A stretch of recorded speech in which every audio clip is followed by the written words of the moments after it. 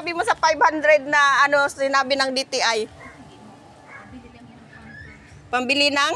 Pampers. Pambili lang ng pampers? Para sa Notsi Buena? Ay, tuyo. Tuyo at saka... Yan ang masabi mo.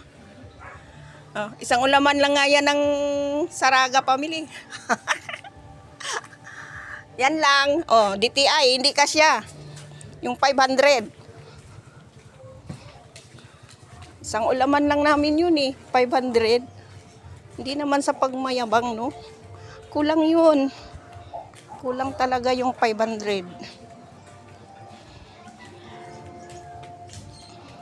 Siguro po, hindi kayo namamalingki. 'Di ba?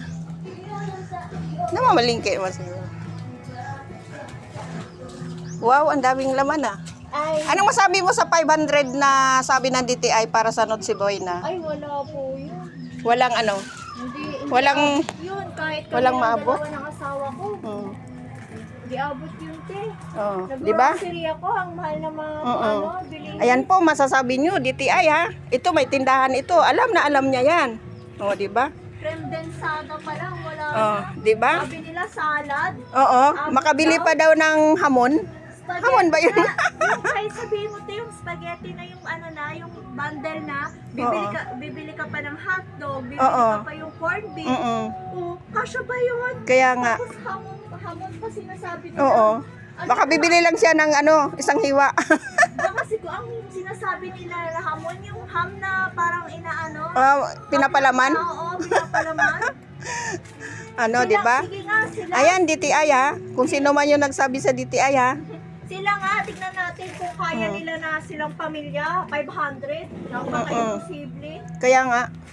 Ayan ha, may tindahan yan siya. Alam na alam niya yan ang mga presyo, mga DTI ha. Ayan oh. Oh, alam na alam niya yan. Thank you, Day. Kunting interview lang pa.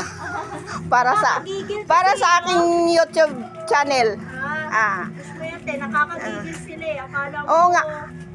Ako nga sabi ko kagabi, 500, yung ulam nga natin ngayon halagang 500. Oh, di ba? Sabi ko, ulam natin isang ulaman lang 500. Nakakamura lang tayo pag Youngstown. With alugbati. Di ba? Thank you, Daya. Ayan.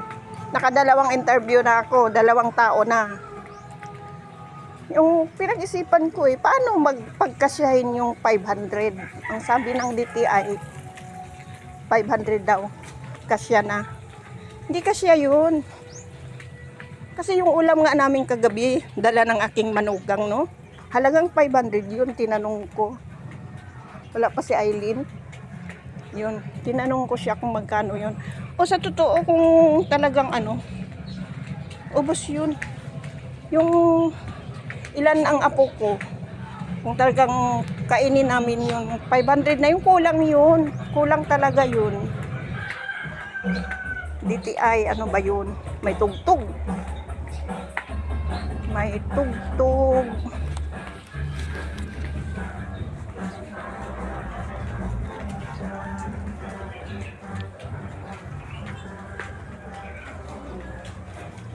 Maghanap pa tayo ng ma-interview dito sa lugar namin.